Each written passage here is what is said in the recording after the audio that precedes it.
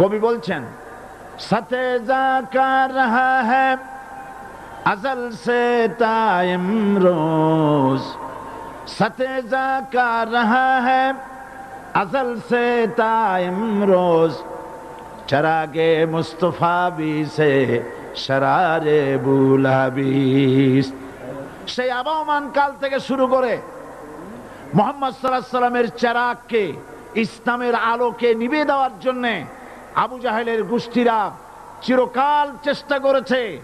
আল্লাহ পাক তাদের এই বাতিলের সৃষ্ট টর্নেডো, গর্কি, জলোচ্ছ্বাস, ঘূর্ণিঝড়কে সবকিছু উপেক্ষা করে মুহাম্মদ সাল্লাল্লাহু আলাইহি সাল্লামের ইসলামের আল্লাহর ইসলামের চেরাগকে, বাতিকে জ্বালিয়ে রেখেছেন। জ্বলছে, জ্বলবে, কিয়ামত পর্যন্ত কেউ নিভাতে পারবে না। আল্লাহ পাক বলছেন আল্লাহু লা ইলাহা ইল্লা হুয়াল হাইয়ুল কাইয়্যুম। আল্লাহ হচ্ছেন তিনি যিনি ছাড়া কোনো ইলাহ নাই। লা ইলাহা ইল্লাহু, তিনি ছাড়া কোনো ইলাহ নাই, সার্বভৌমত্বের মালিক কেউ নাই। এই যে লা ইলাহা, কোনো ইলাহ নাই, আমরা কালেমার মধ্যে এই কথাটা বলি। আমাদের কালেমায়ে তাইয়্যিবা আমরা কি উচ্চারণ করি? লা ইলাহা ইল্লাল্লাহু মুহাম্মাদুর রাসূলুল্লাহ। লা ইলাহা, কোনো ইলাহ নাই। এই দাওয়াত দিয়েছেন দুনিয়ার সমস্ত পয়গম্বর। এটা কি শুধু রাসূলুল্লাহর দাওয়াত ছিল? সমস্ত নবীদের স্লোগান ছিল একটা। সমস্ত নবীদের স্লোগান ছিল কয়টা? সবাই বলুন, কি সেই স্লোগান? লা ইলাহা ইল্লাল্লাহ। কোরআন শরীফের ভিতরে ইলাহ শব্দ 147 বার এসেছে। লা ইলাহার অর্থ যদি এই হয়, কোনো উপাস্য নাই আল্লাহ ছাড়া, কোনো মাবুদ নাই আল্লাহ ছাড়া, মুহাম্মদ সাল্লাল্লাহু আলাইহি ওয়াসাল্লাম আল্লাহর প্রেরিত রাসূল, তাহলে তো এত ঝঞ্ঝাট হওয়ার কথা ছিল না। আপনারা বলেন, নবীরা যখনই এই দাওয়াত দিয়েছেন লা ইলাহা ইল্লাল্লাহ, তখন সংঘর্ষ হয়েছে কিনা? হয়েছে কিনা? বাধা আসছে কিনা? তাহলে এই কথাটা কি যার কারণে এরকমের বাধা আসে? লা ইলাহা ইল্লাল্লাহ, এর চাইতে বিপ্লবাত্মক, এর চাইতে রিভলিউশন সৃষ্টিকারী কথা আল্লাহর আকাশের নিচে জমিনের উপরে আর একটাও হতে পারে না। লা ইলাহা ইল্লাল্লাহ। ইলাহ শব্দের অর্থ শুধু উপাস্য আর মাবুদ নয়। ইলাহ শব্দের অর্থ হচ্ছে আইনদাতা, ইলাহ শব্দের অর্থ হচ্ছে শাসনকর্তা, ইলাহ শব্দের অর্থ হচ্ছে বিধানদাতা। তো লা ইলাহা যখন একটি লোক ঘোষণা করে, তার অর্থ দাঁড়ায় কোনো আইনদাতা নাই, বিধানদাতা নাই, শাসনকর্তা নাই, কারো আইন মানি না, বিধান মানি না, শাসন মানি না, আল্লাহ ছাড়া। কে ছাড়া? আল্লাহ ছাড়া। এই কালেমার দাওয়াত যখন পয়গম্বরেরা দিয়েছেন, তখন 3 শ্রেণীর লোকেরা বাধা দিয়েছে। বলেন কয় শ্রেণী? সবাই বলেন। 3 শ্রেণীর লোকেরা বাধা দিয়েছে। লক্ষ্য করুন। 1 নম্বরে বাধা দিয়েছে রাষ্ট্র শক্তি। 1 নম্বরে বাধা দিল কারা? 2 নম্বরে বাধা দিয়েছে ধনাঢ্য ব্যক্তিবর্গ। 3 নম্বরে বাধা দিয়েছে যারা কায়েমি স্বার্থবাদী ধর্মীয় শক্তি। এই 3টি শ্রেণী সমস্ত নবীদেরকে বাধা দিয়েছে। সেই বাধা অতীতে যারা দিত, এখন আর দেয় না নাকি? এখনো দেয়। দেখুন, এই কালেমার দাওয়াত হযরতে মূসা আলাইহিস সালামকে যেদিন আল্লাহ পাক প্রথম ওহী দিলেন, এই দাওয়াত শুধু রাসূল দেন নাই, আল্লাহ পাক বলছেন প্রত্যেক নবী তার জাতিকে এই দাওয়াত দিয়েছেন। কি? আল্লাহ রাব্বুল আলামিন বলেন, সকল নবী তার কওমকেই বলে দাওয়াত দিয়েছেন, ইয়া কওমি ইবুদুল্লাহা মা লাকুম মিন ইলাহিন গায়রু। হে সম্প্রদায়, আল্লাহ ছাড়া কোনো ইলাহ নাই, তার ইবাদত করো, তারই দাসত্ব করো, তার গোলামি করো। আল্লাহ পাক মূসা আলাইহিস সালামকে যখন নবুয়াত দিলেন, প্রথম যে হয়ে এলো প্রথম ওহীটাই ছিল ইন্নানি আনাল্লাহ লা ইলাহা ইল্লা আনা ফা'বুদনি ওয়া আকিমিস সালাতা লিযিকরি। নিশ্চয়ই আমি আল্লাহ, আমি ছাড়া কোন ইলাহ নাই, আইনদাতা নাই, বিধানদাতা নাই, সুতরাং আমার দাসত্ব করো এবং আমার শরণার্থে নামাজকে প্রতিষ্ঠা করো। মুসা আলাইহিস সালামকে আল্লাহ পাক ওহী দিয়ে তাকে পাঠালেন। কোথায় পাঠালেন? আল্লাহ পাক বলেন ইযহাব ইলা ফিরআউনা ইন্নাহু তাগা। গোটা কওম নাফরমান, আল্লাহর আইন কেউ মানছে না। গোটা কওমের কাছে না পাঠাইয়া আল্লাহ পাক সর্বপ্রথম মুসা আলাইহিস সালামকে দাওয়াত নিয়ে কার কাছে পাঠালেন? ফেরাউনের কাছে। কারণ ফেরাউন হচ্ছে রাষ্ট্রশাসক। ফেরাউন কি? রাষ্ট্রশাসক। টিলা নিচের পানি পাহাড়ের উপরে যায় না, উপরের পানি না নিচের থেকে উপরে যায়, উপরে পানি নিচে আসে।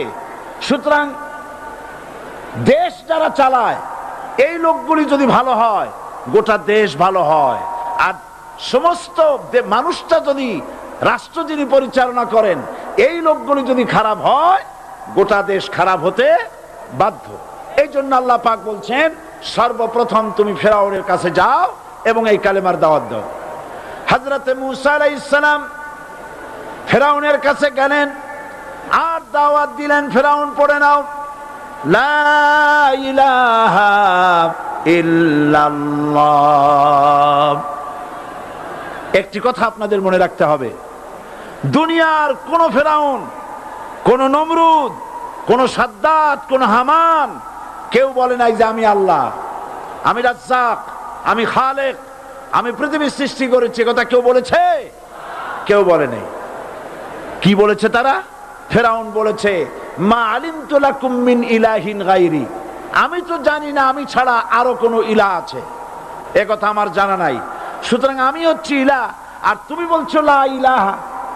তার মানে হচ্ছে ওই সময় পয়গম্বরেরা, আল্লাহর নবীর সাহাবীরা তারা জানতেন যে আমরা কিসের দাওয়াত দেই, আর যারা শুনতো তারাও বুঝতো কিসের দাওয়াত শুনতেছি। আজ আমার দেশে একই কালেমার দাওয়াত দেওয়া হয় কিন্তু মানুষেরা বুঝতে পারে না কি শুনতেছি। ভাষা জানার ব্যাপারে, বোঝার ব্যাপারে হলো আসল বিষয়। এটা বুঝাতে গিয়ে আমি মাঝে মধ্যে একটা দৃষ্টান্ত দেই এভাবে।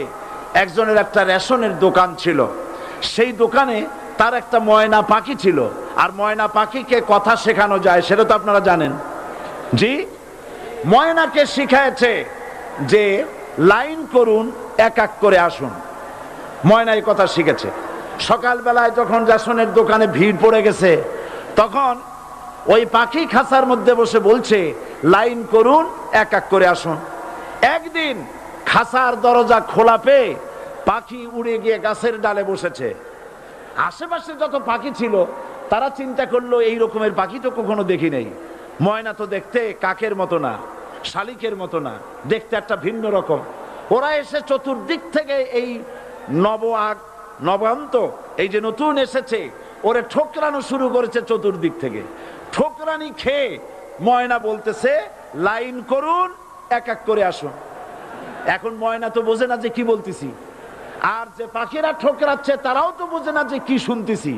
ময়না যদি বুঝতো যে আমি কি বলি, সবাই মিলে ঠোকরায়, তাই জান বাঁচে না। লাইন করে ঠোকরাইনি তো কলজে যাবে, সব ঠোঁটে ঠোঁটে চলে আসে, বোঝে নাই। আমাদের অবস্থা তাই হয়েছে। সুতরাং এই কালেমার দাওয়াত যখন হযরতে মুসা আলাইহিস সালাম দিলেন, ফেরাউন বলল আমি তো জানি না যে আমি ছাড়া আরো কোন ইলাহ আছে, আইনদাতা তো আমি, তুমি নতুন কোথা থেকে আইনদাতা নিয়ে আসছো? ফেরাউন বলছে দেখো, আমারে বাদ দিয়া যদি অন্য কাউকে ইলাহ বলে তুমি মানো আর সেই শিক্ষা যদি যে জাতিকে দাও, তাহলে আমি তোমাকে ধরে লাআজআলান্নাকা মিনাল মাসজুনিন, আমি তোমাকে কারারুদ্ধ করব, আমি তোমাকে জেলখানায় ঢুকিয়ে দেব। রাষ্ট্রশক্তি প্রথম বাধা দিল কারা? বলেন সবাই। সেই বাধা কি ওখানে শেষ হয়েছে না এখনো আছে? আছে কিনা জোরে বলেন। আমি তোমাকে জেলখানায় ঢুকাবো। হযরতে মুসা আলাইহিস সালাম বলেন, ফেরাউন রে, জেলের ভয় আমি করি না, আমাকে জেলের ভয় দেখায়া লাভ নাই, আমি আল্লাহ পাকের পয়গম্বর হযরতে মুসা আলাইহিস সালাম। ফেরাউনের দলবল আছে, লোক লস্কর আছে, তার অস্ত্রের অভাব নাই। আল্লাহ রাব্বুল আলামিন মুসা আলাইহিস সালামের কাছে একটা অস্ত্র দিয়া দিলেন। দিছিলেন কিনা? আল্লাহ পাক হযরত মুসাকে বলেছেন, ওয়া মা তিলকা বিয়ামিনিকা ইয়া মুসা, মুসা রে, তোমার হাতে ওটা কি? মুসা আলাইহিস সালাম বললেন, এটা লাঠি। আল্লাহ পাক বললেন, ফেলে দাও লাঠি। লাঠি ফালায় দিলেন, কি হয়ে গেল? হিয়া হাইয়াতুন তাসআ, লাঠি হয়ে গেল। এখন লাঠি পড়ে সাপ হয়ে গেল। সাপ দেখে নবী হোক, ওলি হোক, সাহাবী হোক আর আলেম হোক, সাপ দেখলে ভয় করে না মানুষের? মুসা আলাইহিস সালাম ভয় পাইছে। আল্লাহ রাব্বুল আলামিন হযরত মুসাকে শোনায় দিলেন, খুযহা ওয়া লা তাখাফ সানুঈদুহা সিরাতাহাল উলা,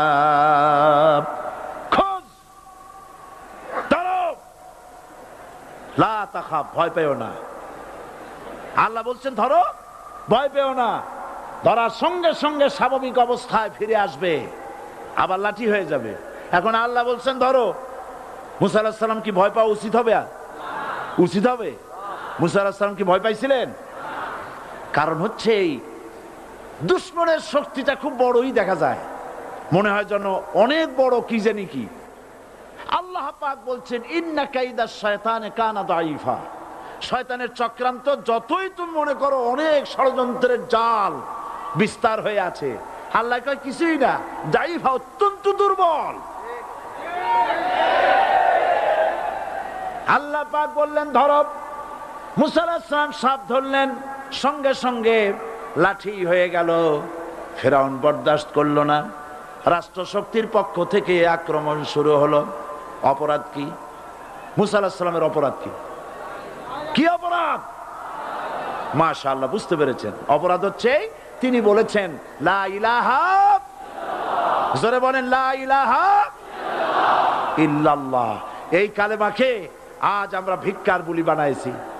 এটা হলো সার্বভৌমত্বের বুলি, এটা হচ্ছে আল্লাহ পাকের সার্বভৌমত্বের কথা। আজ আমরা মানুষের কাছে আমরা শুনি, মানুষেরা ভিক্ষা চায়, লা ইলাহা ইল্লাল্লাহ, এক মুঠ চাউল দেন, লা ইলাহা ইল্লাল্লাহ 10 খান পাই দেন। এই হচ্ছে কালেমার জিকির। আবার কেউ কেউ জিকির করতেছে লা ইলাহা আস্তে, ইল্লাল্লাহ জোরে, এমন জোরে কলব সাফ করে, কলব তাতে থাকলেও পারে, গেলেও পারে। এই কালেমার জার, এর আঘাত পয়গম্বররা মেরেছেন। হযরতে মুসা আলাইহিস সালাম যখন বলেছেন লা ইলাহা ইল্লাল্লাহ, এই ধাক্কা ফেরাউন বরদাস্ত করতে পারে নাই। দরিয়ায় নীলের ভিতরে আল্লাহ পাক ডুবাইয়ে শেষ করে দিয়েছেন, দেন নাই? হযরতে মুসা আলাইহিস সালাম, তার উম্মতেরা দরিয়ার পাশে বসে দ্বীনি কথাবার্তা বলতেছেন। এমন সময় ফেরাউন, তার শত্রু হচ্ছে মুসা আলাইহিস সালাম। শত্রু কেন? মুসা কি ফেরাউনের পাকা ধানে মই দিয়েছে নাকি? বলেন আপনারা। তার হালের গরু পিটায় মারছে নাকি? অপরাধ হলো তিনি আল্লাহর জমিনে আল্লাহর আইন প্রতিষ্ঠার কথা বলেছেন।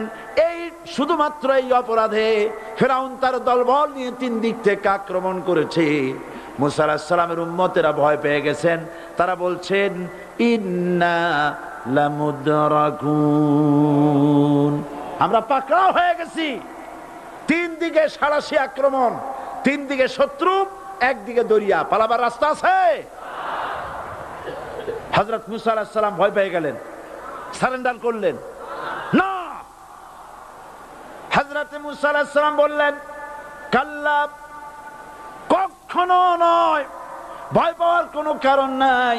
রব্বি সায়াহদিন, অবশ্যই আমার রব আমার জন্য রাস্তা করে দিবেন। ভয় পাইও না, আমার রব রাস্তা করে দিবেন।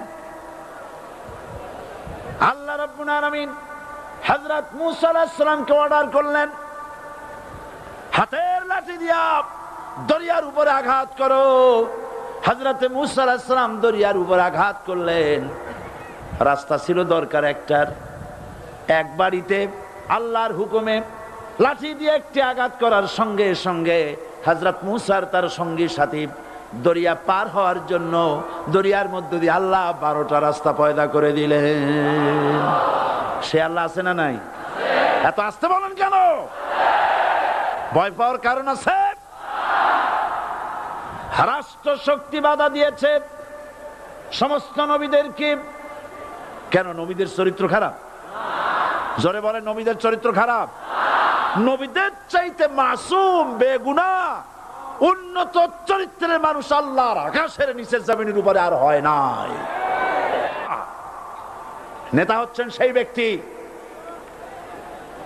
যিনি বলেছেন, ও আমার স্ত্রীরা, ও আমার সাহাবীরা, রাতের আধারে আমার মধ্যে যা আচরণ দেখতে পাও, দিনের আলোতে আমার মধ্যে যা দেখতে পাও, সবগুলি খুলে খুলে মানুষের কাছে বলে দাও।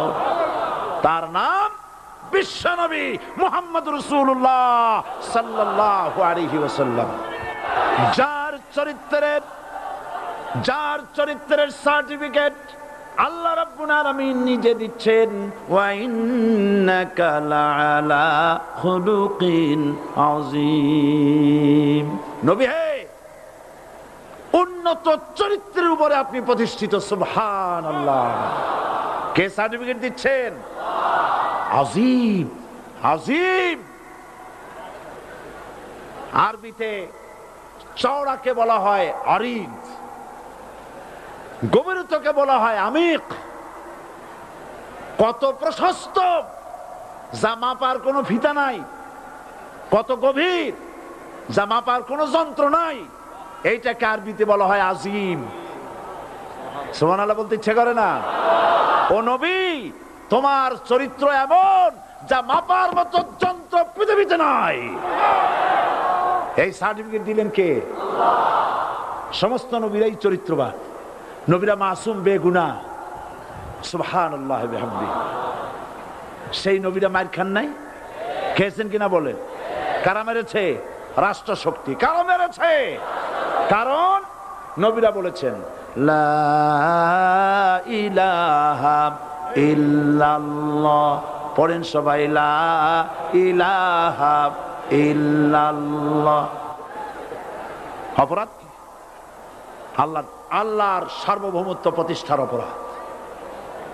হযরত ইব্রাহিম আলাইহিস সালাম তিনি যখন এই কালেমার দাওয়াত দিয়েছেন নমরুদের বিরুদ্ধে, নমরুদ বলেছে মান আশাদ্দু মিন্না কুওয়া, আমার চাইতে শক্তিশালী আর কে আছে?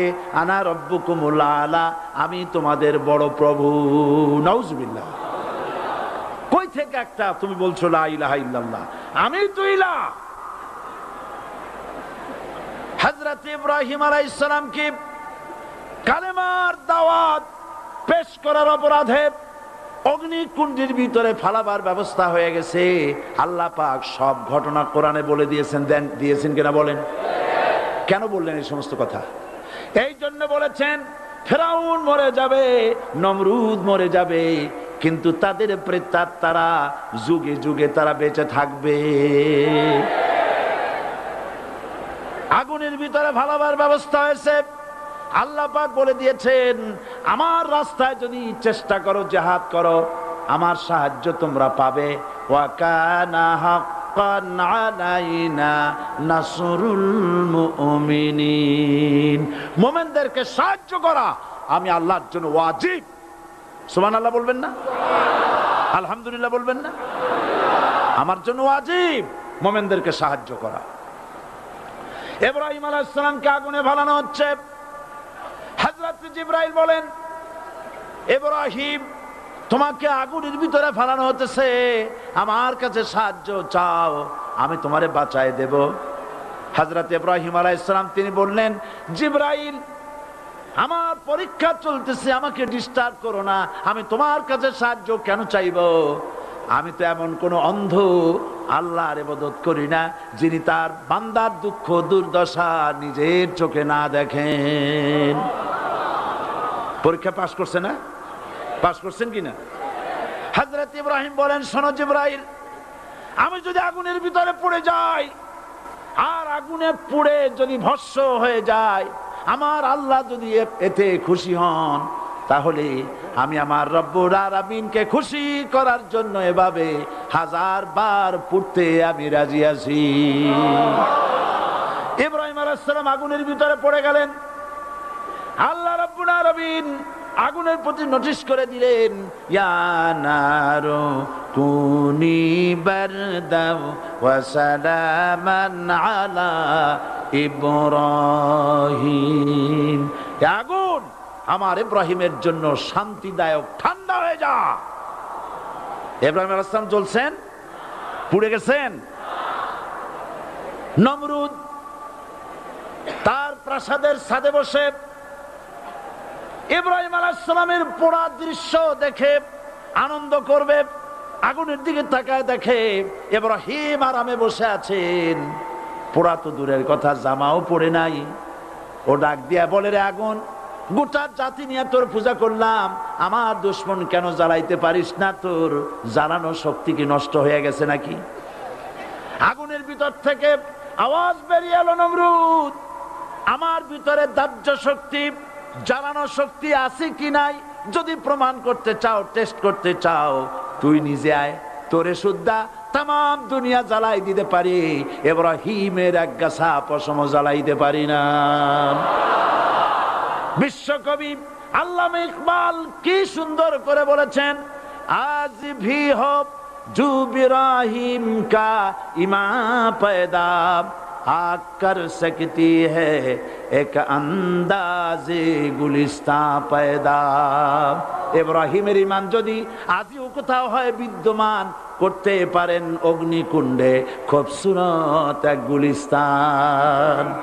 এখনো যদি ইব্রাহিমের সন্তানদেরকে আগুনের মধ্যে ফেলে দেওয়া হয়, আর ইব্রাহিম ঈমান যদি থাকে, আগুনকে ফুলের বাগান বানাবার ক্ষমতা আল্লাহর আছে। চিরকাল আল্লাহ পাক এই কালেমাকে দিয়েছেন আল্লাহর সার্বভৌমত্বকে প্রতিষ্ঠা করার জন্য। আয়াতুল কুরসি শুধু পড়ে বুকে ভিউ দেওয়ার জন্য নয়, পড়েন আমার সাথে, আল্লাহু লা ইলাহা ইল্লাহু আল হাইয়ুল কাইয়্যুম। দুনিয়ার সমস্ত পয়গম্বর অত্যাচারিত হলেন, শুধু তাই নয়, বিশ্ব নবী আখিরি জামানার পয়গম্বর নবী মুহাম্মদ রাসূলুল্লাহ সাল্লাল্লাহু আলাইহি ওয়াসাল্লাম জাতির কাছে আসলেন। তিনি এসে বললেন, ইয়া আইয়ুহান নাস কুলু লা ইলাহা ইল্লাল্লাহ। প্রথম দাওয়া শুনছেন কথা? রাসূলুল্লাহ বলছেন, ও জাতি, আমার রাসূল তো মক্কার রাসূল না শুধু, মদিনার রাসূল না শুধু, আরবি ভাষা ভাষীদের রাসূল না শুধু, আমার নবী কি নবী? চিল্লায় বলেন। তাই তিনি বলেছেন, ও বিশ্বের মানবতা, বিশ্বের মানব গোষ্ঠী, যদি মুক্তি পেতে চাও, নাজাত পেতে চাও, উচ্চারণ করো, বিশ্বাস করো, আমল করো, বলো লা ইলাহা ইল্লাল্লাহ। জোরে পড়েন, লা ইলাহা ইল্লাল্লাহ, লা ইলাহা ইল্লাল্লাহু মুহাম্মাদুর রাসূলুল্লাহ। আবু জাহেল বুঝছিল কলেমার অর্থ? কথা বলেন না কেন? আবু জাহেল বুঝছিল? উতবা, সাইবা, মুগিরার গোষ্ঠীরা বুঝছিল? বুঝেছে। তারপরে তারা চিন্তা করলো যে সর্বনাশ তো করছে, লা ইলাহা, কোন ইলাহ নাই, আইনদাতা নাই, বিধানদাতা নাই, তাহলে আমরা কি ঘরে বসে বসে কি করব? উনি নতুন একজন ইলাহ নিয়ে আসছে, আল্লাহ ছাড়া কোন ইলাহ নাই, তাহলে আমাদের কাজটা কি? প্রথমে তারা চেষ্টা করলো যে একটু দেখি নরম নরম ভাবে হয় নাকি। চলে গেল আবু তালেবের কাছে, আসে না দিছে, বললো, আবু তালেব, তুমি তো কুরাইশদের নেতা, তোমার ভাইয়ের ছেলে কয়টাই কি? কি আশ্চর্যজনক কথা, লা ইলাহা ইল্লাল্লাহ, আল্লাহ ছাড়া কোন ইলাহ নাই, তা আমরা করবো কি? তোমার ভাতিজাকে বুঝাও, লা ইলাহা ইল্লাল্লাহর দাওয়াত বন্ধ করে দিক, এর বিনিময়ে টাকা লাগে টাকা দেব, সোনা লাগে সোনা দেব, যত সুন্দরী মেয়ে চায় তাও দেব, নেতৃত্ব চায় তাও দেব, তবু যেন কালেমার দাওয়াত না দেয়। আসিনেকা হাদিসে আছে কিনা? নবীজি যখন বাড়ি ফিরলেন, চাচা আবু তালেব নিজের কলিজার টুকরা সন্তান হযরত জাফর আলীর চাইতে তিনি ভালোবাসতেন কলিজার মতো করে মুহাম্মদ সাল্লাল্লাহু আলাইহি সাল্লামকে।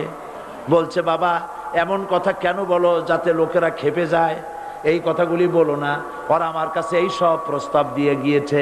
রাসূলুল্লাহ প্রস্তাব শুনে এগ্রি করলেন? জি। আমার নবী বলেন, ও আমার চাচা আবু তালেব, প্রস্তাবকারীদেরকে শুনিয়ে দিন। হুজুরের সাথে তখন অনেক লোকজন, নাকি অনেক অস্ত্রপাতি, কিচ্ছু নাই, আল্লাহর শক্তি ছাড়া কিছুই না।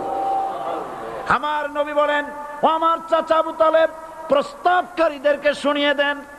যেটা দেওয়া সম্ভব সেটা তো দূরের কথা, যেটা দেওয়া সম্ভব নয় তাও যদি তারা দিতে পারে আমার এই, যেমন আকাশের সূর্যটা ধরে এনে ওরা যদি আমার ডান হাতে তুলে দেয়, আকাশের পূর্ণিমার চাঁদটা ধরে যদি বাম হাতে আমার তুলে দেয়, এর বিনিময়ে এক মুহূর্তের জন্য তাওহীদের দাওয়াত আমি বন্ধ করে দেব না। সুবহানাল্লাহ।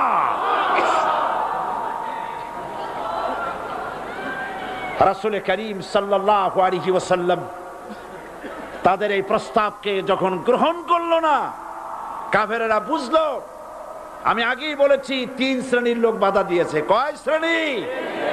প্রথম শ্রেণী কি? রাষ্ট্র শক্তি, তাদের হাতে অস্ত্রপাতি তো খুব শক্তি, আর যারা একবার ক্ষমতায় যায় ওরা মনে করে এই ক্ষমতা থেকে আমাদেরকে কেউ নামাইতে পারবে না। বিংশ শতকের শ্রেষ্ঠ মুজাদ্দিদ আল্লামা সৈয়দ আবুদুল্লাহ মওদুদী রাহমাতুল্লাহ আলাইহি তিনি এক জায়গায় লিখেছেন, স্বৈরাচারীরা তার পতনের সমস্ত ছিদ্র বন্ধ করে, কিন্তু একটা ছিদ্র বন্ধ করতে পারে না, মনের ভুলে সে ছিদ্রটা থেকেই যায়, যেই ছিদ্র দিয়ে আসলে তার পতনটা হবে। ক্ষমতায় গিয়ে মনে করে চিরকাল ক্ষমতায় থাকবো। ভারতের প্রধানমন্ত্রী পণ্ডিত জওয়াহরলাল নেহেরু রাঁচি পাগলাগারদে গিয়েছেন, মেন্টাল হসপিটাল।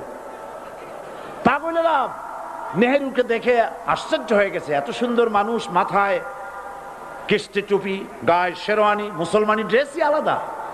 যদিও তিনি হিন্দু ছিলেন, পরেছেন মুসলমানি ড্রেস। শেরওয়ানি কাদের পোশাক? কাদের পোশাক? হাতে ছড়ি নিয়ে হাঁটা, স্টাইল করে, সুন্দর পাজামা, সুন্দর টুপি, সুন্দর সাজসজ্জা করে, মুসলমানদের ড্রেস। এই ড্রেস পরে তিনি গিয়েছেন, সবসময় যে ড্রেস তিনি পরতেন। পাগলেরা জিজ্ঞেস করছে, তুমি কে গো? উনি বলছেন, আমারে চেনো নাই? আমি ভারতের প্রধানমন্ত্রী পণ্ডিত জওয়াহরলাল নেহেরু। পাগলেরা বলছে, ও সেই কথা। আমরাও যখন এই হসপিটালে আসছিলাম এই তোমার মতো লম্বা লম্বা কথা আমরাও বলছি, থাকো আমাদের সাথে কিছুদিন, তোমার মাথাও ঠান্ডা হয়ে যাবে। ক্ষমতায় যারা থাকে, ক্ষমতার মোহে চতুর্দিকে অন্ধকার দেখে, মনে করে আমার পতন আর হবে না। কিন্তু তোমাকে বুঝিবে যে গোকুলে বাড়ি শেষে গাড়ির চাকা সব সময় উপরে থাকে না। গাড়ির চাকা সব সময় উপরে থাকলে গাড়ি তো চলবেই না। গাড়ির চাকা ঘোরে বলেই তো গাড়ি চলে। সুতরাং এই উপরে তোমার চাকা উপরে এখন আছে বলে, তোমার দলের চাকা উপরে আছে বলে যারা মানুষের উপরে জুলুম করছো, আলেমদেরকে ধরতেছো, মুসল্লিদেরকে ধরে ধরে জেলে ঢুকাচ্ছ, সময় আসবে এমন ইন্দুরের গর্ত অপমানা পালাবার জন্য।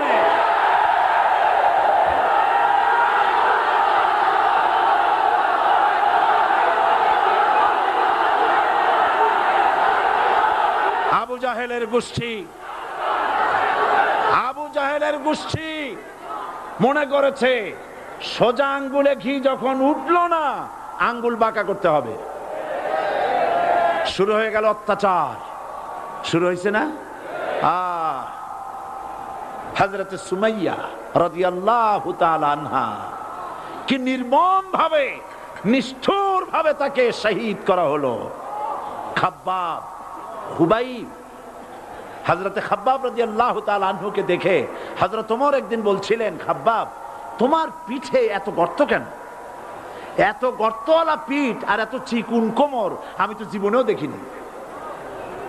হযরতে খাব্বাব বলেছেন, ওমর জানো না, ইসলাম কবুল করার অপরাধে, কালেমা পড়ার অপরাধে কাফির বেঈমানেরা আমাকে মারধর করেছে।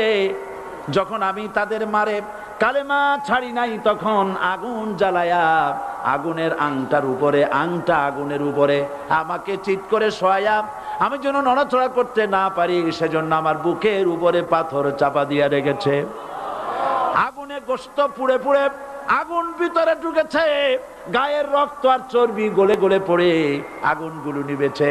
ওই পিঠে যে গর্ত হয়েছে আজও পর্যন্ত সেই গর্ত মিটে যায় নাই। হযরতে খাব্বাব রাদিয়াল্লাহু তাআলা আনহু বলছেন, বুখারী শরীফে হাদিসে ভাবে এসেছে, ওয়ান খাব্বাব বিন আরিত রাদিয়াল্লাহু তাআলা আনহু আন্নাহু ক্বাল শাকাউনা ইলা রাসূলিল্লাহি সাল্লাল্লাহু আলাইহি ওয়াসাল্লাম ওয়া হুয়া মুতাওয়াসসাদুন বুরদাতুন লাহু ফি জিল্লিল কাবা। আমি গেলাম রাসূলুল্লাহর কাছে, যে দেখি হুজুর বাইতুল্লাহ শরীফের ছায়ায় আরাম ফরমাচ্ছেন। আমি কাছে গিয়ে বললাম, আলা তাস্তানসিরু লানা আলা তাদউ লানা ইয়া রাসূলুল্লাহ, হে রাসূল আপনি কি আমাদের জন্য দোয়া করবেন না? আপনি কি আমাদের জন্য আল্লাহর কাছে সাহায্য প্রার্থনা করবেন না? মার খেয়ে খেয়ে তো শেষ হয়ে গেলাম। শুনতেছেন আপনারা? আল্লাহর নবী উঠে বসলেন, বললেন, খাব্বাব শোনো, তোমাদের আগে যারা এই পৃথিবীতে এসেছিলেন দ্বীনের দাওয়াত দেওয়ার জন্য, সমকালীন রাষ্ট্র শক্তি তাদেরকে ধরতো, ফায়ুখাজুর রাজুলু ফায়ুহফারু লাহু ফিল আরদ, তার জন্য তারে ধরে নিয়া মাটির মধ্যে গর্ত করত, ফায়ুজআলু ফিহা, এরপরে সেই গর্তের ভিতরে তাকে কোমর পর্যন্ত গেড়ে দিত। সুম্মা ইউতা বিল মানশার, এরপরে করাত আনা হতো, ফায়ুদাউ আলা রাসিহি, এরপরে করাতটা মাথার উপরে রাখা হতো, ফায়ুজআলু নিসফাইন, এরপরে করাত দিয়া চিরে চিরে জীবিত মানুষটাকে দ্বিখণ্ডিত করে ফেলে দিত। মা ইয়াসুদ্দুহু যালিকা আন দীনি, এত কষ্ট দেওয়ার পরেও, এত জুলুম করার পরেও দ্বীনের দায়ীদেরকে এক চুল পরিমাণ আল্লাহর রাস্তা থেকে তারা সরাই দিতে পারে নাই।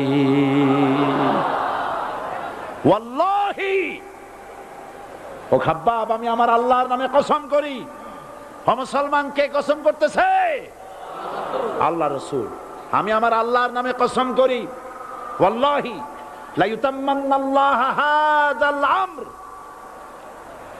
হাত্তা ইয়াসির রাকিবু মিন সানা ইলা হাযরামাউত।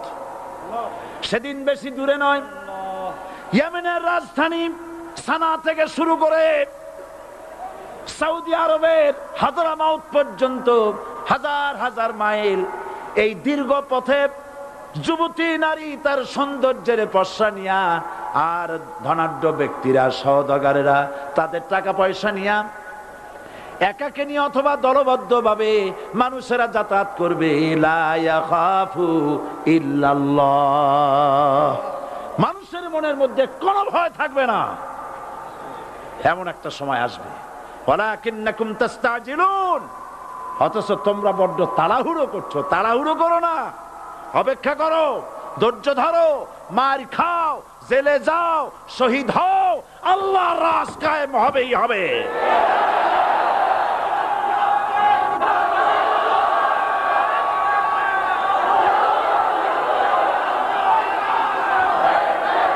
বিল্ডিং থেকে শিক্ষা গ্রহণ করুন।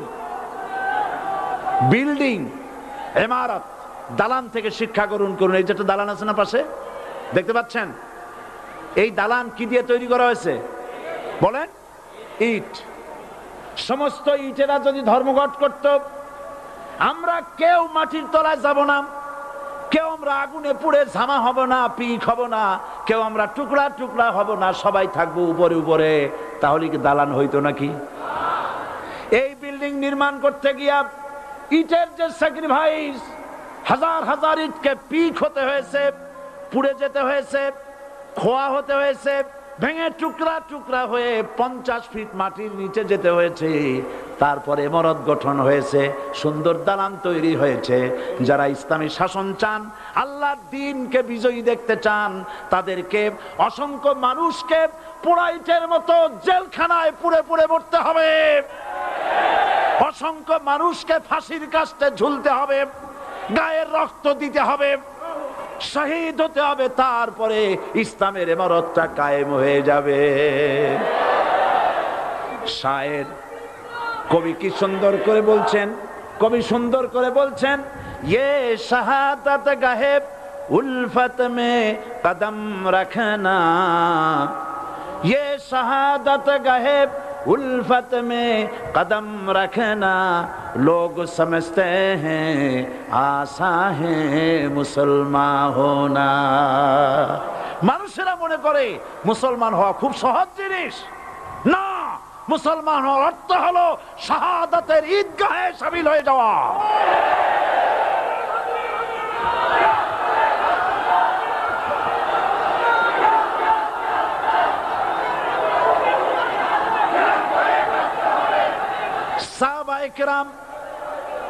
সাহাবায়ে কেরাম মার খেলেন, এবার স্বয়ং আল্লাহর নবীর গায়ে হাত তুলল।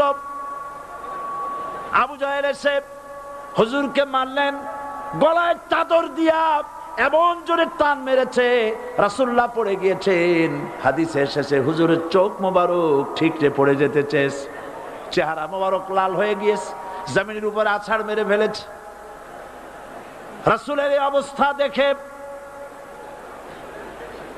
হযরতে হামজা তখনও কাফের ছিলেন, শিকার থেকে এসে তিনি এই দৃশ্য দেখলেন, দাসীর মুখে শুনলেন, ছুটে চলে গেলেন আবু জাহেলের বাড়িতে।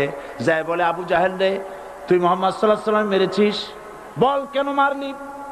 এমন ভালো মানুষ তো জীবনে চোখে দেখি নাই, যিনি কোনো মিথ্যা কথা বলেন না, ভালো ভালো কথা বলেন, এক আল্লাহর গোলামি করার জন্য বলেন। এই সব ভালো কথা বলার জন্যই তুই তারে মারলি নাকি? আরে আবু জাহেল, তুই কি মনে করেছিস মুহাম্মদ সাল্লাল্লাহু আলাইহি ওয়াসাল্লাম তার পিতা আব্দুল্লাহ মারা গেছে বলে মুহাম্মদ সাল্লাল্লাহু আলাইহি ওয়াসাল্লাম এতিম হয়ে গেছে মনে করেছিস নাকি? জেনে রাখ, মুহাম্মদ সাল্লাল্লাহু আলাইহি ওয়াসাল্লামের পিতা আব্দুল্লাহ মারা গেছে, কিন্তু চাচা হামজা তো মরে যায় নাই। হাতের ধনুক দিয়া এমন জোরে আঘাত মারলেন, আবু জাহেলের মাথা ফেটে রক্ত ফিনকি দিয়ে বেরিয়ে এলো। হযরতে হামজা ঘরে ফিরে এসে রাসূল করিম সাল্লাল্লাহু আলাইহি ওয়াসাল্লামের মস্তক মোবারক কোলে উঠায় নিলেন আর বললেন, বাবা, তোমাকে মেরেছে বলে আমি আবু জাহেলের মাথাটা ফাটায় দিয়ে আসছি, তুমি খুশি হও। হুজুর বলছেন, চাচা, কার মাথা ফাটাইছো এইটা বলে আমারে খুশি করতে পারবা না। হযরতে হামজা বলেন, তুমি কি হলে খুশি হবে? হুজুর বলেন, হামজা চাচা গো, আমি খুশি হব যদি একটিবার চাচা তোমার মুখে শুনতে পাই ইমানের কালেমা। হযরতে হামজা বলেন, মুহাম্মদ সাল্লাল্লাহু আলাইহি ওয়াসাল্লাম, আমি বুঝতে পেরেছি তুমি কোনো সাধারণ মানুষ নয়। সাধারণ মানুষ হলে পরে তুমি প্রতিশোধে বিশ্বাসী হতে, খুশি হতে। প্রতিশোধে বিশ্বাসী হও নাই, তুমি অবশ্যই আল্লাহর নবী, কোনো সন্দেহ আমার নাই। তুমি সাক্ষী থাকো, আমি পড়ে নিলাম, লা ইলাহা ইল্লাল্লাহু মুহাম্মাদুর রাসূলুল্লাহ। জোরে পড়ে, লা ইলাহা ইল্লাল্লাহু মুহাম্মাদুর রাসূলুল্লাহ। ঘাবড়াবার কারণ নাই।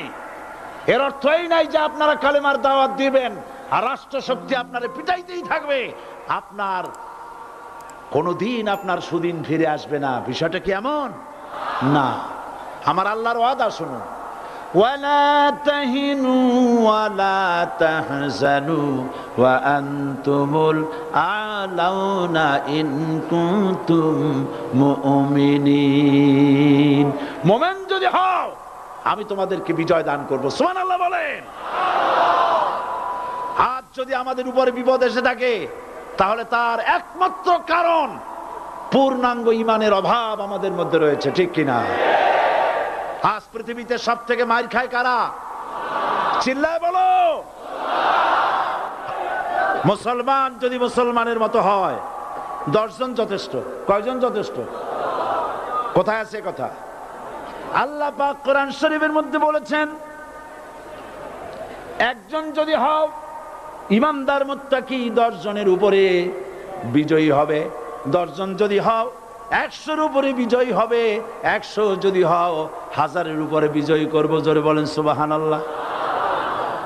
কবি বলতেছেন, ফিজায়ে বদরে পয়দা কুন ফেরেশতে তেরি নুসরত কো উতার সকতে গর্দু সে কতর অন্দর কতর আবি। বদরের মুসলমানদের মতো ঈমান আনো, তাহলে আকাশ থেকে কাতারে কাতারে ফেরেশতা নাজিল করে দিয়ে আল্লাহ পাক তোমাদেরকে সাহায্য করবেন। সুবহানাল্লাহ। সে আল্লাহ আছে না নাই? জোরে বলেন, আছে না নাই?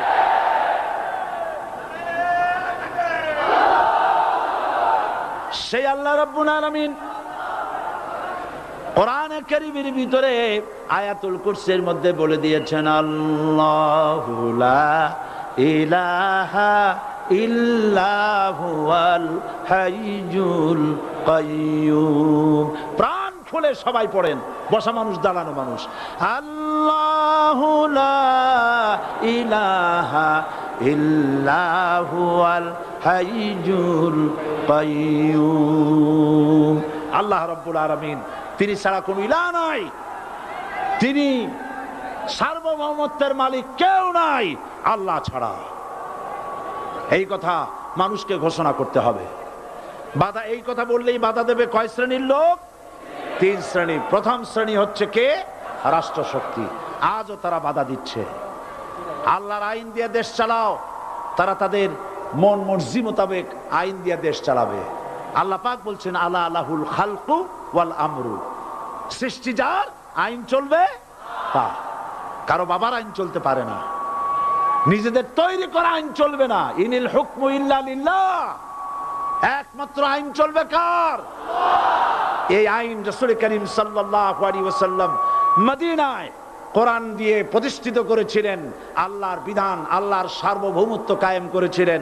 কোরআন সংবিধান হলো, চুরি বন্ধ হলো, ডাকাতি বন্ধ হলো, জেনা বন্ধ হলো, হত্যা বন্ধ হলো, ধর্ষণ বন্ধ হলো, সব কিছু বন্ধ হয়ে গিয়ে মুসলমানেরা শান্তি লাভ করলো, পৃথিবীর মানুষ শান্তি লাভ করলো।